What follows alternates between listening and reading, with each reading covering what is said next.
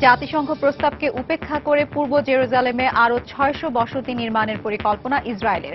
তেল আবিবে নিযুক্ত যুক্তরাষ্ট্র সহ ১৫ দেশের রাষ্ট্রদূতকে তলব। পূর্ব চীন সাগরে চীনের সামরিক মহড়া, প্রশান্ত মহাসাগরে চীনা রণতরী, সতর্ক জাপান ও তাইওয়ান।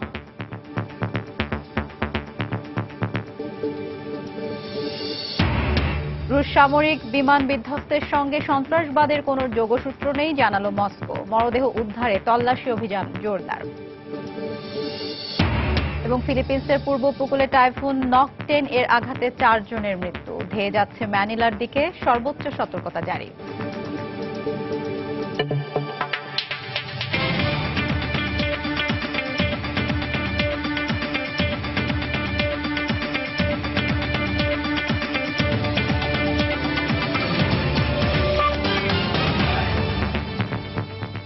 আন্তর্জাতিক সময়ের সঙ্গে আছি আমি হাফসাতুন্নেসা। জাতিসংঘ প্রস্তাবকে উপেক্ষা করে পূর্ব জেরুজালেমে আরও ৬ শতাধিক বসতি নির্মাণের পরিকল্পনা করছে ইসরায়েল। শুধু তাই নয়, ইহুদি বসতি নির্মাণ বন্ধের প্রস্তাব পাশে ক্ষুব্ধ হয়ে যুক্তরাষ্ট্র সহ তেল আবিবে নিয়োজিত ১৫ দেশের রাষ্ট্রদূতকে তলব করেছে দেশটির পররাষ্ট্র দপ্তর। ইসরায়েল বিরোধী এই পদক্ষেপে সমর্থনকারী দেশগুলো ভ্রমণে না যেতেও মন্ত্রীদের নির্দেশ দিয়েছেন প্রধানমন্ত্রী বিনিয়ামিন নেতানিয়াহু। শুক্রবার নিরাপত্তা পরিষদে ফিলিস্তিনের অধিকৃত ভূখণ্ডে ইসরায়েলি বসতি নির্মাণকে অবৈধ উল্লেখ করে তা বন্ধের প্রস্তাব পাশ হওয়ায় একের পর এক ক্ষুব্ধ প্রতিক্রিয়া দেখিয়ে আসছে তেল আবিব। সোমবার পূর্ব জেরুজালেমে কয়েকশো বসতি নির্মাণের পরিকল্পনা প্রকাশের মধ্য দিয়ে দেশটির আগ্রাসী মনোভাব আরও দৃশ্যত হল। ইসরায়েলি গণমাধ্যম হারেস জানায়, আগামী বুধবার জেরুজালেমের গণপূর্ত কমিটির ওই অঞ্চলে আরও ৬১৮টি বসতি নির্মাণের অনুমোদন দেওয়ার কথা রয়েছে। এর মধ্যে ইহুদি বসতি নির্মাণ বিরোধী প্রস্তাবে সমর্থনকারী দেশগুলোর রাষ্ট্রদূতকে তলব করেছে ইসরায়েল। রোববার দেশটিতে নিয়োজিত নিরাপত্তা পরিষদের স্থায়ী এবং অস্থায়ী ১৪ দেশের রাষ্ট্রদূতকে ডেকে পাঠানোর কিছুক্ষণ পর মার্কিন রাষ্ট্রদূত ড্যানিয়েল শ্যাপিরোকেও তলব করা হয় বলে জানায় ওয়াশিংটন। রোববার রাতে তিনি ইসরায়েলের প্রধানমন্ত্রীর সঙ্গে দেখা করেন, তবে তাদের মধ্যে আলোচনার বিষয়ে বিস্তারিত জানা যায়নি। এর আগে রোববার মন্ত্রিসভার এক বৈঠকে ইসরায়েল বিরোধী প্রস্তাব পাশের তীব্র সমালোচনা করার পাশাপাশি এই উদ্যোগের জন্য যুক্তরাষ্ট্রের বিদায়ী প্রশাসনকে দায়ী করেছেন প্রধানমন্ত্রী বিনিয়ামিন নেতানিয়াহু। ইসরায়েলের বসতি নির্মাণ নিয়ে যুক্তরাষ্ট্র এবং ইসরায়েল প্রশাসনের মধ্যে দীর্ঘদিন ধরে মতবিরোধ ছিল, কিন্তু নিরাপত্তা পরিষদে বিষয়টি নিয়ে আলোচনা না করার বিষয়ে আমরা একমত ছিলাম। এমনকি কেরির সঙ্গে আমি ফোনে বিষয়টি নিয়েও কথা বলেছিলাম। এখন তারা এই প্রস্তাব পাশের ক্ষতিকারক দিকগুলো বুঝতে পারবে। পরবর্তী মার্কিন প্রশাসনের সঙ্গে এ বিষয়ে একযোগে কাজ করব আমরা। এদিকে নিরাপত্তা পরিষদে ইসরায়েলের বসতি নির্মাণ বিরোধী প্রস্তাবে সমর্থনকারী দেশগুলোয় ভ্রমণ এড়িয়ে চলার পরামর্শ দিয়েছেন ইসরায়েলি প্রধানমন্ত্রী। আগামী ১৫ই জানুয়ারি প্যারিসে ফ্রান্সের প্রস্তাবিত মধ্যপ্রাচ্য শান্তি আলোচনায় ইসরায়েলের বিরুদ্ধে আরো নতুন কোনো চাপ আসতে পারে বলে আশঙ্কা করছে তেল আবিব। ওই আলোচনায় গৃহীত কোনো প্রস্তাব ২০ জানুয়ারির আগে নিরাপত্তা পরিষদে যাতে পাশ না হয় সেই চেষ্টাই চালিয়ে আসছে ইসরায়েল। রিয়াদুল ইসলাম, সময় সংবাদ। তাইওয়ান ও দক্ষিণ চীন সাগর নিয়ে বেইজিং এর সঙ্গে ওয়াশিংটনের চলমান উত্তেজনার মধ্যেই পূর্ব চীন সাগরে প্রশিক্ষণ মহড়া শুরু করেছে চীনের নিজেদের তৈরি একমাত্র বিমানবাহী রণতরী লিয়াওনিং। রণতরীটি পূর্ব চীন সাগর হয়ে পশ্চিম প্রশান্ত মহাসাগরে প্রবেশ করায় সেটিকে সতর্কভাবে পর্যবেক্ষণ করছে তাইওয়ান। একই সঙ্গে সতর্কাবস্থায় রয়েছে জাপানও। চীনা বার্তা সংস্থা সিনহুয়া জানায়, শুক্রবার পূর্ব চীন সাগরে প্রশিক্ষণ শুরু করে তাদের বিমানবাহী রণতরী লিয়াওনিং। এর মধ্য দিয়ে প্রথমবারের মতো রণতরীটিকে দূরবর্তী কোনো পানিসীমায় পাঠানো হলো বলেও জানানো হয়। লিয়াওনিং এ প্রশিক্ষণের জন্য রয়েছে কয়েকটি যুদ্ধবিমান, আর একই নৌবহরে রয়েছে বেশ কয়েকটি ডেস্ট্রয়ার। গভীর সমুদ্রে সামরিক সক্ষমতা বাড়ানো এবং সাগর যুদ্ধের বিভিন্ন কৌশল রপ্ত করার জন্যই নিয়মিত বার্ষিক মহড়ার অংশ হিসেবে এই প্রশিক্ষণ কার্যক্রম চালানো হচ্ছে বলে চীনা সামরিক বাহিনীর পক্ষ থেকে জানানো হয়। লিয়াওনিং তাইওয়ানের দক্ষিণাঞ্চলীয় জলসীমা অতিক্রম করে এখন দক্ষিণ পশ্চিমাঞ্চলের দিকে অগ্রসর হচ্ছে বলে জানিয়েছে তাইওয়ানের প্রতিরক্ষা মন্ত্রণালয়। একই সঙ্গে রণতরীটিকে গভীরভাবে পর্যবেক্ষণ করা হচ্ছে বলেও জানায় তারা। এর আগেও অন্তত ২৫টি মহড়ায় অংশ নিয়েছে রণতরীটি। সেসব মহড়ায় জাহাজটি আকাশযুদ্ধ, নৌযুদ্ধ ও অন্যান্য জাহাজকে নিরাপত্তা দেওয়ার দায়িত্বে ছিল। এবার লিয়াওনিং এর সঙ্গে আরো বেশ কয়েকটি যুদ্ধ জাহাজ রয়েছে এবং এটি সরাসরি বোহাই উপসাগর থেকে মিয়াকো প্রণালীর দিকে অগ্রসর হচ্ছে। জাপানও জানিয়েছে চীনা বিমানবাহী রণতরী লিয়াওনিং এর দিকে নজর রাখছে তারা। জাহাজটি পূর্ব চীন সাগর হয়ে প্রথমবারের মতো পশ্চিম প্রশান্ত মহাসাগরে প্রবেশ করেছে বলেও জানায় তারা। লিয়াওনিং আমাদের জলসীমায় প্রবেশ না করলেও আমরা এর কার্যক্রম ও গতিবিধির উপর সবসময় নজর রাখছি। আমাদের নৌবাহিনীও সাগরে তাদের নজরদারি অব্যাহত রেখেছে। নির্মাণ কার্যক্রম শেষ হওয়ার পর 2012 সাল থেকে নিয়মিতভাবে বিভিন্ন মহড়া ও প্রশিক্ষণে অংশ নিয়ে আসছে লিয়াওনিং। পূর্ব চীন সাগরে মহড়ার আগে বোহাই সাগর এবং কোরীয় উপদ্বীপের জলসীমায়ও মহড়া দিয়েছে এটি। তবে এখন পর্যন্ত মহড়ায় সীমাবদ্ধ থাকলেও ভবিষ্যতে বিরোধপূর্ণ দক্ষিণ চীন সাগরে লিয়াওনিংকে মোতায়েন করা হতে পারে বলে ধারণা করা হচ্ছে। অন্যয় কর্মকার, সময় সংবাদ। আন্তর্জাতিক সময় আরো দেখবেন।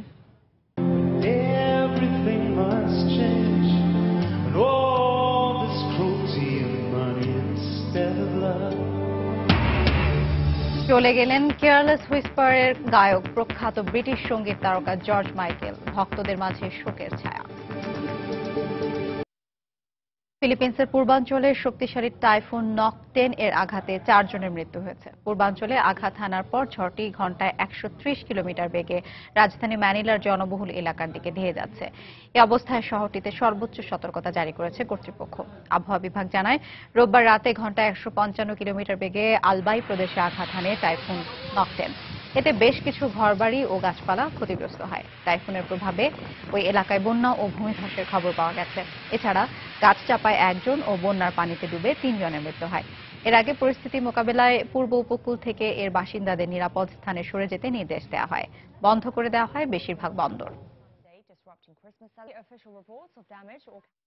দক্ষিণ আমেরিকার দেশ চিলির দক্ষিণ উপকূলে 7.6 মাত্রার শক্তিশালী ভূমিকম্প আঘাত হানার পর প্রথমে সুনামি সতর্কতা জারি করা হলেও পরে তা প্রত্যাহার করে নেওয়া হয়। রোববার স্থানীয় সময় দুপুর 2:30টার দিকে এই ভূমিকম্প আঘাত হানে। যুক্তরাষ্ট্রের ভূতাত্ত্বিক জরিপ সংস্থা USGS এর তথ্য অনুযায়ী ভূমিকম্পটির উৎপত্তিস্থল চিলির পুয়ের্তো মন্ট শহরের 225 কিলোমিটার দক্ষিণে। শক্তিশালী ভূমিকম্পের কারণে উপকূল জুড়ে প্রবল ঝাঁকুনি অনুভূত হলেও এখন পর্যন্ত বড় ধরনের কোনো ক্ষয়ক্ষতির খবর পাওয়া যায়নি। সুনামির আশঙ্কায় চিলির জাতীয় জরুরি দুর্যোগ ব্যবস্থাপনা কর্তৃপক্ষ ও নৌবাহিনী কেন্দ্রস্থল থেকে 1000 কিলোমিটার এলাকা জুড়ে সতর্কতা জারি করে। তবে এর কয়েক ঘন্টা পরেই সতর্কতা তুলে নেওয়া হয়। রাশিয়ার সামরিক বিমান বিধ্বস্তের সঙ্গে সন্ত্রাসবাদের কোনো যোগসূত্র নেই বলে জানিয়েছেন দেশটির পরিবহন মন্ত্রী ম্যাক্সিম সোলোলভ। প্রতিরক্ষা মন্ত্রণালয়ের বিশেষজ্ঞদের নিয়ে গঠিত তদন্ত কমিটির বরাত দিয়ে তিনি বলেন, পাইলটের ভুল অথবা যান্ত্রিক ত্রুটির কারণেই বিধ্বস্ত হয়েছে বিমানটি। এদিকে আরোহীদের মরদেহের খোঁজে কৃষ্ণ সাগরে ব্যাপক তল্লাশি অভিযান শুরু করেছে রুশ কর্তৃপক্ষ। রাশিয়ার দক্ষিণাঞ্চলীয় শহর সোচির কাছে ওই তল্লাশি অভিযানে 3000-এর বেশি উদ্ধারকর্মী কাজ করছে।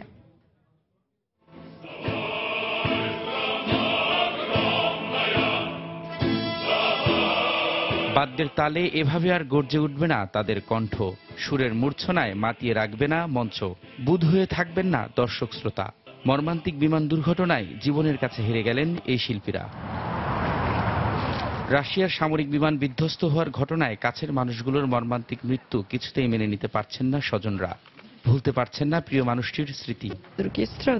মাত্র 30 বছর বয়সে সে অনেক দূরে গিয়েছিল, কিন্তু এখন সব শেষ হয়ে গেল। আমার পরিবারের সবাই এখানে শ্রদ্ধা জানাতে এসেছে। সৃষ্টিকর্তার কাছে প্রার্থনা তিনি যেন নিহতদের আত্মা শান্তিতে রাখেন। গত শনিবার সবাই মিলে আমার জন্মদিন উদযাপন করেছিলাম। নিহতের কয়েকজন আমার ছোটবেলার বন্ধু ছিল। আমরা সবাই একসঙ্গে গান গাই। তারা সিরিয়ায় গান গাওয়ার জন্য চলে যায়, আর আমি মস্কোতে ঘুরতে আসি। মর্মান্তিক বিমান দুর্ঘটনায় একদিনের রাষ্ট্রীয় শোক পালন করছে রাশিয়ার মানুষ। তাদের স্মরণে অনেকে সামাজিক যোগাযোগ মাধ্যমে ছবি প্রকাশের পাশাপাশি বিভিন্ন স্মৃতির কথা স্মরণ করেন। নিহতদের স্বজন ও পরিবারের প্রতি গভীর সমবেদনা জানিয়েছেন রুশ প্রেসিডেন্ট ভ্লাদিমির পুতিন। মর্মান্তিক বিমান দুর্ঘটনায় নিহতদের পরিবার ও স্বজনদের প্রতি গভীর শোক ও সমবেদনা জানাচ্ছি। বিমান দুর্ঘটনার পেছনে কি কি কারণ রয়েছে তা জানতে তদন্ত কমিটি গঠন করা হয়েছে। নিহতদের স্মরণে মোমবাতি জেলে শ্রদ্ধা জানানো হয়েছে যুক্তরাষ্ট্রের ওয়াশিংটনে। রুশ দূতাবাসের সামনে রাশিয়ার নাগরিকদের প্রতি গভীর সমবেদনা প্রকাশ করে ফুল দিয়ে শ্রদ্ধা জানায় মার্কিনীরা। নিহতদের স্মরণে শ্রদ্ধা জানিয়েছেন ইউক্রেনের নাগরিকরাও। এছাড়া শ্রদ্ধা জানানো হয়েছে চেক প্রজাতন্ত্রেও। এদিকে বিমান বিধ্বস্তের সঙ্গে সন্ত্রাসবাদের সংশ্লিষ্টতা নাকচ করে দিয়ে দেশটির পরিবহন মন্ত্রী বলেন, পাইলটের ভুল অথবা যান্ত্রিক ত্রুটির কারণেই বিধ্বস্ত হয়েছে বিমানটি। আরোহীদের মরদেহ উদ্ধারে কৃষ্ণ সাগরে ব্যাপক তল্লাশি অভিযান চলছে। অভিযানে একাধিক জাহাজ, সামরিক বিমান, হেলিকপ্টার ও ডুবোযান অংশ নিয়েছে। এরই মধ্যে বেশ কয়েকজনের লাশ উদ্ধার করা হয়েছে। বিমান বিধ্বস্তের ঘটনায় আমাদের উদ্ধারকর্মীরা বিরামহীনভাবে কাজ করছে। দুর্ভাগ্যবশত সেখান থেকে এখনো জীবিত কাউকে খুঁজে পাওয়া যায়নি। রোববার 83 যাত্রী এবং 8 জন ক্রু নিয়ে রাশিয়ার সোচি থেকে সিরিয়ার উদ্দেশ্যে যাত্রা শুরু করে TU-154 মডেলের বিমানটি। এতে 9 জন সাংবাদিক এবং সামরিক বাহিনীর একটি বাদক দল ছিল। তাদের সিরিয়ায় নববর্ষ উপলক্ষে কনসার্টে যোগ দেওয়ার কথা ছিল। উড্ডয়নের 2 মিনিট পরই নিয়ন্ত্রণ কক্ষের সঙ্গে বিমানটির যোগাযোগ বিচ্ছিন্ন হয়ে যায়। এর কিছুক্ষণ পরই বিমানটির ধ্বংসাবশেষ কৃষ্ণ সাগরের সোচি উপকূলে খুঁজে পাওয়া যায়। রবিউল ইসলাম আওলাদ, সময় সংবাদ। ইয়েমেনে হাউথি বিদ্রোহীদের গুলিতে সৌদি আরবের 6 সেনা সদস্য নিহত হয়েছেন। সৌদি আরবের নাজরান প্রদেশে ইয়েমেনের হাউথি বিদ্রোহীদের পাল্টা হামলায় এসব সেনারা মারা যান। ইয়েমেনের স্থানীয় টেলিভিশন জানায়, শনিবার রাতে নাজরান প্রদেশের সাজাস সামরিক ঘাঁটিতে ইয়েমেনি সেনাদের গুলিতে 3 সেনা সদস্য নিহত হন। একই প্রদেশের তালআ সামরিক ঘাঁটিতে দিনের প্রথম দিক হাউথি বিদ্রোহীদের গুলিতে সৌদি আরবের আরও 3 সেনা মারা যান। এছাড়াও জিজান প্রদেশের সৌদি ঘাঁটিতে বেশ কয়েক দফা গোলাবর্ষণ করে হাউথি বিদ্রোহীরা।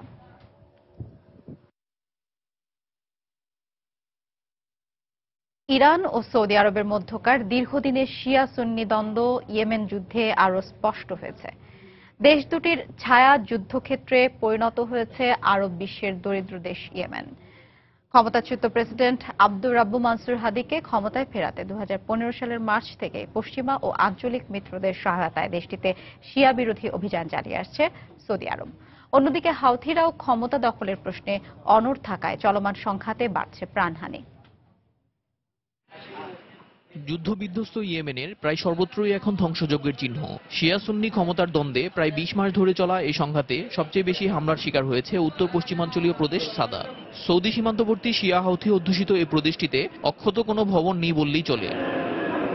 হাউথিদের নির্মূল করার লক্ষ্যে হাসপাতাল, স্কুল, দাতব্য প্রতিষ্ঠানের কার্যালয় সহ সবখানেই হামলা চালিয়েছে সৌদি জোটের বোমারু বিমান। ইয়েমেন যুদ্ধে ব্যবহৃত এসব বিমানের 50% যুক্তরাজ্যের সরবরাহ করা বলে জানিয়েছে বিবিসি। ইরান শিয়া হাউথিদের সহায়তা দিলেও এই যুদ্ধের শক্তিশালী পক্ষ সৌদি জোট। মধ্যপ্রাচ্যের সংযুক্ত আরব আমিরাত, বাহরাইন, কাতার, কুয়েত ছাড়াও পশ্চিমা মিত্র যুক্তরাষ্ট্র, যুক্তরাজ্য ও ফ্রান্সের সহায়তা পাচ্ছে তারা। ইয়েমেনে হাউথি বিদ্রোহীদের মর্টার ও চোরাগোপ্তা হামলায় অসংখ্য বেসামরিক নাগরিকের প্রাণহানি ঘটছে। তবে সৌদি আরবের বিরুদ্ধেই মানবাধিকার লঙ্ঘনের অভিযোগ বেশি। জাতিসংঘের তথ্য মতে প্রাণহানির 60% ঘটছে বিমান হামলার কারণে।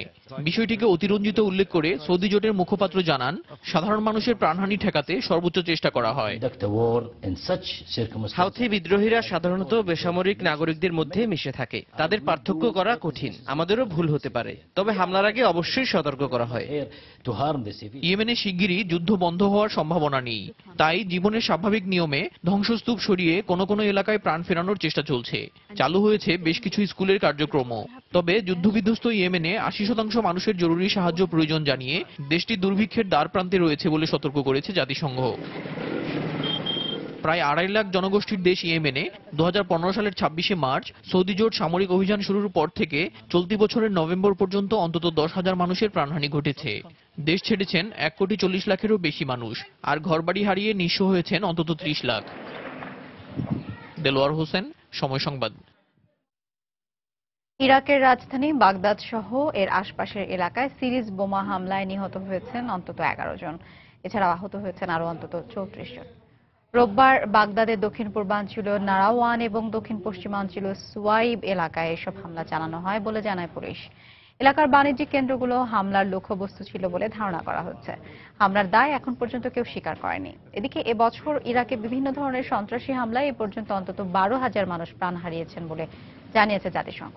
এদের মধ্যে প্রায় 6,500 বেসামরিক নাগরিক এবং 5,500 নিরাপত্তা বাহিনীর সদস্য বলেও জানায় তারা। এছাড়াও এসব সন্ত্রাসী হামলায় আহত হয়েছেন দেশটির প্রায় 14,500 মানুষ।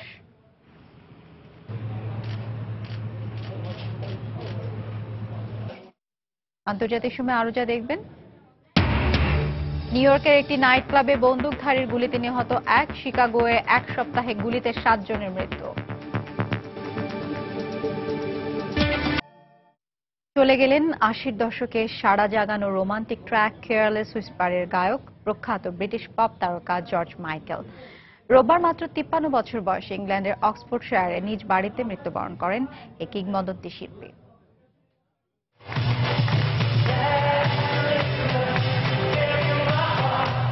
এভাবে আর কখনোই মঞ্চ মাতাতে দেখা যাবে না জর্জ মাইকেলকে। ক্রিসমাস নিয়ে জনপ্রিয় গান গাওয়া জর্জ চলে গেলেন ক্রিসমাস ডেতে।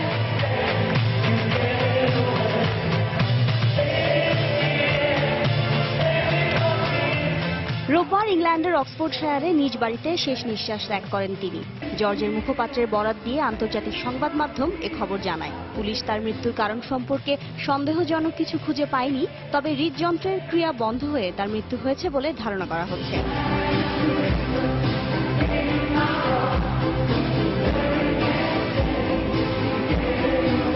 জর্জের অকাল মৃত্যুতে গভীর শোক প্রকাশ করেছে স্বজন ও অসংখ্য ভক্ত অনুরাগী। সত্যি দুঃখজনক। আমি এখনো বিশ্বাস করতে পারছি না জর্জ মাইকেল মারা গেছেন। আমি তার গানের ভক্ত। তার সুরগুলো খুবই মেলোডিয়াস। তার মৃত্যুর সংবাদ জেনে আমি অবাক হয়েছি। তার বয়স কেবল 53 বছর। তিনি আমার প্রিয় শিল্পী ছিলেন। তার মৃত্যুতে শোক প্রকাশ করেছেন বিনোদন জগতের অন্য তারকা। সালে বন্ধু অ্যান্ড্রু রিজলির সঙ্গে গড়ে তুলেছিলেন প্রথম ব্যান্ড গুয়াম। এরপর 1987 সালে তা ভেঙে গেলে একক ক্যারিয়ার গড়েন তিনি।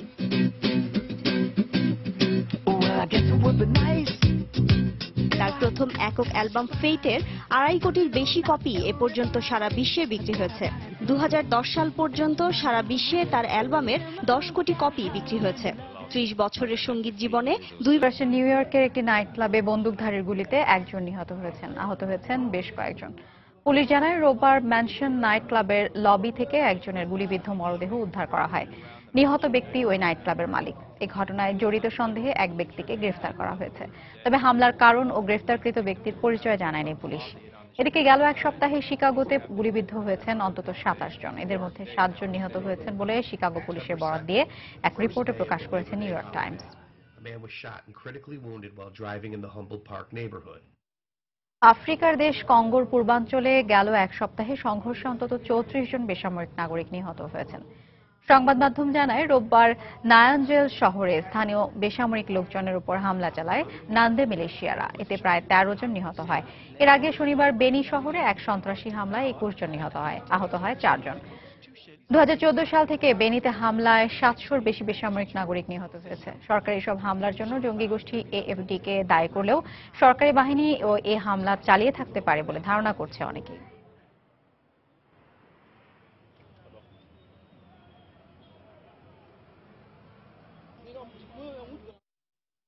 ক্যামেরুনের উত্তরাঞ্চলীয় মোরা শহরের একটি ক্রিসমাস মার্কেটে আত্মঘাতী বোমা হামলায় এক তরুণ শিক্ষার্থী ও এক নারী নিহত হয়েছেন। এছাড়াও আহত হয়েছেন আর অন্তত 5 জন। দেশটির এক সেনা কর্মকর্তার বরাত দিয়ে রয়টার্স জানায় আত্মঘাতী হামলাকারী ভিখারির বেশে পায়ে হেঁটে ওই ক্রিসমাস মার্কেটের দিকে যাচ্ছিল। এ সময় পাহারাদাররা তাকে আটকালে সে কোমরে বাঁধা বোমার বিস্ফোরণ ঘটায়। এতে ঘটনাস্থলে নিহত হন 2 জন। তবে হামলাকারী বাজারের ভেতরে বোমার বিস্ফোরণ ঘটালে হতাহতের সংখ্যা আরো অনেক বেশি হতো বলে জানিয়েছে স্থানীয় কর্তৃপক্ষ।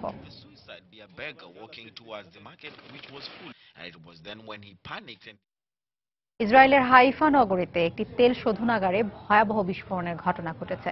শোধনাগারটিতে প্রথম ভয়াবহ অগ্নিকাণ্ডের পর রোববার সেখানে বিস্ফোরণ ঘটে।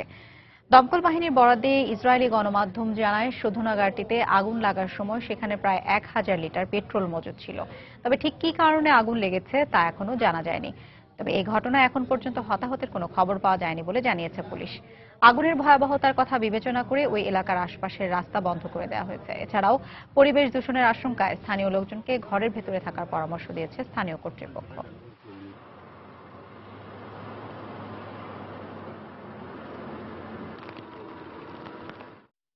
নাইজেরিয়ার লাগোসে একটি ভবন ধসে 2 পুলিশ সদস্য নিহত হয়েছেন। প্রত্যক্ষদর্শীরা জানান স্থানীয় সময় রোববার ভোরে দোতলা ভবনটি ধসে পড়ে। পরে উদ্ধারকর্মীরা এসে ধ্বংসস্তূপের ভেতর থেকে ওই 2 পুলিশ সদস্যের লাশ উদ্ধার করে। ভবনটিকে পুলিশ প্রশিক্ষণ কেন্দ্র হিসেবে ব্যবহার করা হতো বলে জানা গেছে। কর্তৃপক্ষের দাবি নিম্নমানের নির্মাণ উপকরণ ব্যবহারের কারণেই ভবনটি ধসে পড়েছে। এর আগে গত 11 ডিসেম্বর নাইজেরিয়ার দক্ষিণ পূর্বাঞ্চলে একটি নির্মাণাধীন গির্জার ছাদ ধসে নিহত হন অন্তত 100 জন।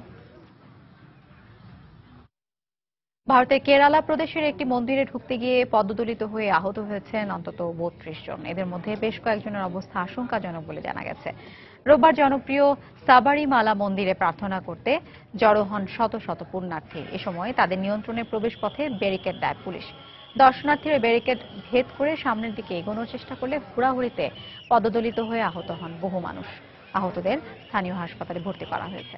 এর আগে 2011 সালে একই মন্দিরে হুড়োহুড়িতে পদদলিত হয়ে নিহত হন 106 জন এবং আহত হন শতাধিক। ভারতের উত্তরপ্রদেশের 7 বছরের এক শিশুকে ধর্ষণের অভিযোগে এক ব্যক্তিকে গ্রেফতার করেছে দেশটির পুলিশ। বৃহস্পতিবার উত্তরপ্রদেশের লখনৌ শহরে এই ঘটনা ঘটে। প্রত্যক্ষদর্শীরা জানায়, শিশুটিকে নিকটবর্তী একটি জঙ্গলে নিয়ে ধর্ষণ করা হয়। এ সময় শিশুটির চিৎকারে স্থানীয় বাসিন্দারা জড়ো হলে ধর্ষক পালিয়ে যায়। পরে শিশুটিকে হাসপাতালে নেওয়া হলে তার অবস্থা আশঙ্কামুক্ত বলে জানায় চিকিৎসকরা। পাকিস্তানে বন্দী 220 ভারতীয় জেলেকে মুক্তি দেওয়া হয়েছে। এসব জেলেরা ভুল করে পাকিস্তানের জলসীমায় ঢুকে পড়েছিল বলে জানা গেছে। পাক ভারত চলমান উত্তেজনার মধ্যে পাকিস্তানের এই পদক্ষেপকে ইতিবাচক হিসেবে দেখছেন অনেকেই। পাকিস্তানের কারাগারের এক কর্মকর্তা জানান, জেলেদের লাহোরগামী ট্রেনে করে ওয়াঘা সীমান্তে ভারতীয় কর্মকর্তাদের কাছে হস্তান্তর করা হবে। সেই সঙ্গে এর বিনিময়ে ভারতীয় কারাগারে বন্দী থাকা পাকিস্তানি জেলেদের মুক্তি দেওয়ার আহ্বানও জানান তিনি। The remaining are scheduled to be released in the first week of the fishermen on illegal fishing charges. পরমাণু অস্ত্র বহনে সক্ষম একটি দূরপাল্লার শক্তিশালী ক্ষেপণাস্ত্রের সফল পরীক্ষা চালিয়েছে ভারত। সোমবার দেশটির উড়িষ্যা প্রদেশের কালাম দ্বীপে অগ্নি 5 নামের ক্ষেপণাস্ত্রটি উৎক্ষেপণ করা হয়। ভারতের প্রতিরক্ষা গবেষণা ও উন্নয়ন সংস্থা DRDO জানায়, 17 মিটার লম্বা ও 1000 কেজি পরমাণুর রসদ বহনকারী সর্বাধুনিক এই ব্যালিস্টিক ক্ষেপণাস্ত্রটি 5000 কিলোমিটার দূরের লক্ষ্যবস্তুতে আঘাত হানতে সক্ষম। পাকিস্তানের সঙ্গে চলমান উত্তেজনার মধ্যেই প্রথমবারের মতো অগ্নি 5 ক্ষেপণাস্ত্রের এ পরীক্ষা চালালো ভারত। উৎক্ষেপণের পর কর্মকর্তাদের শুভেচ্ছা জানিয়ে প্রধানমন্ত্রী নরেন্দ্র মোদী বলেন, এর ফলে প্রত্যেক ভারতীয় আজ গর্বিত। এশিয়ার অন্যতম পরমাণু শক্তিধর দেশ ভারত। জার্মানির অসবার্গে দ্বিতীয় বিশ্বযুদ্ধকালীন শক্তিশালী একটি অবিস্ফোরিত বোমা সফলভাবে নিষ্ক্রিয় করা হয়েছে। বোমাটি নিষ্ক্রিয় করার আগে লোকজনের নিরাপত্তার স্বার্থে অসবার্গ থেকে 50,000-এর বেশি বাসিন্দাকে সরিয়ে নেওয়া হয়। 1 টনেরও বেশি ওজনের ব্রিটিশ বিস্ফোরকটি 1944 সালে এক বিমান অভিযানে ফেলা হয়েছিল। সম্প্রতি এক নির্মাণ কাজের সময় বোমাটির খোঁজ পাওয়া যায়। এটি বিস্ফোরিত হলে এর আশপাশের 1 মাইলের মধ্যে থাকা সব ভবন ক্ষতিগ্রস্ত হতে পারত। বোমাটি সফলভাবে নিষ্ক্রিয় করার পর ওই এলাকায় স্বস্তি ফিরে আসে। ইউরোপ ও জার্মানির বিভিন্ন এলাকায় প্রায় দ্বিতীয় বিশ্বযুদ্ধের সময়কার বোমা পাওয়া যায়। দ্বিতীয় বিশ্বযুদ্ধের সময় জার্মানিতে 20 লাখের বেশি বোমা ফেলা হয়, যার মধ্যে 1 লাখ বোমা অবিস্ফোরিত থেকে যায়। Most people are with their families today. Danger from the 1.8-ton aerial bomb. It should be diffused by late afternoon, and then Augsburg can breathe a sigh of relief. পশ্চিম গোলার্ধের দরিদ্রতম দেশ হাইতি। গত সেপ্টেম্বরে হারিকেন ম্যাথিউর তাণ্ডবে ক্যারিবীয় সাগরের স্বাধীন এই দ্বীপপুঞ্জটির লাখো মানুষ এখন অসহায় জীবনযাপন করছে।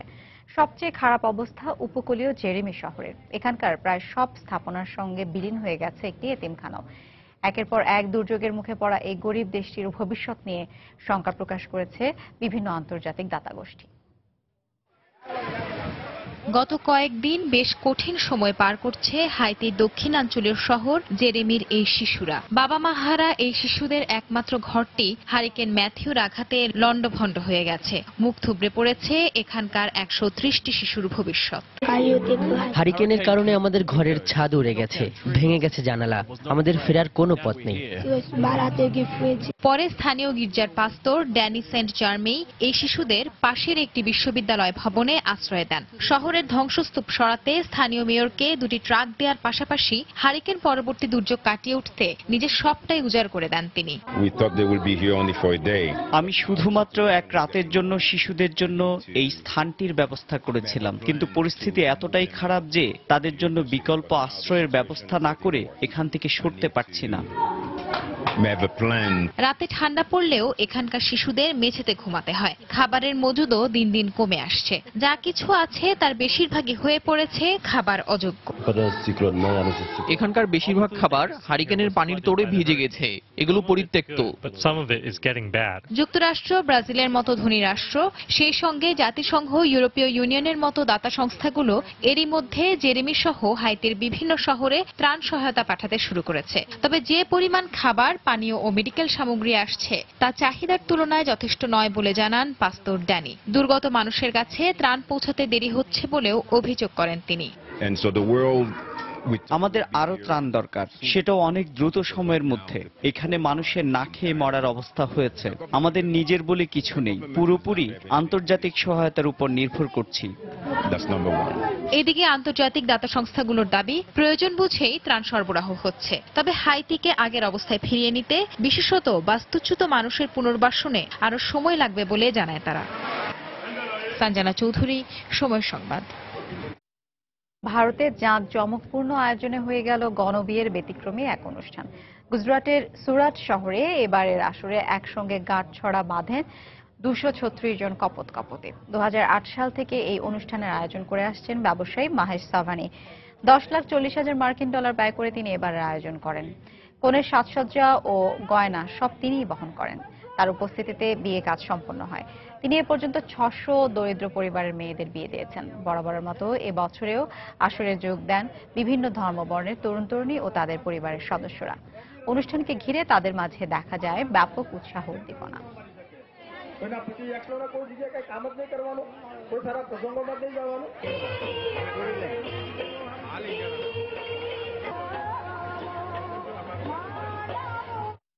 এ পর্যায়ে আবারও জানিয়ে দিচ্ছি আন্তর্জাতিক সময়ের শীর্ষ সংবাদগুলো।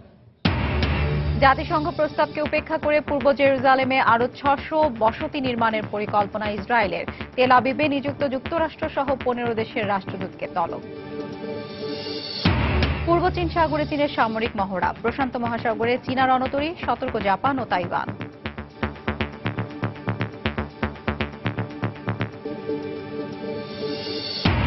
রুশ সামরিক বিমান বিধ্বস্তের সঙ্গে সন্ত্রাসবাদের কোনো যোগসূত্র নেই জানালো মস্কো। মরদেহ উদ্ধারে তল্লাশি অভিযান জোরদার। এবং ফিলিপিন্সের পূর্ব উপকূলে টাইফুন নকটেনের আঘাতে 4 জনের মৃত্যু, ধেয়ে যাচ্ছে ম্যানিলার দিকে, সর্বোচ্চ সতর্কতা জারি। এ ছিল আন্তর্জাতিক সময়। যে কোনো খবর পেতে ভিজিট করুন সময়নিউজ.tv। সঙ্গে থাকুন সময়।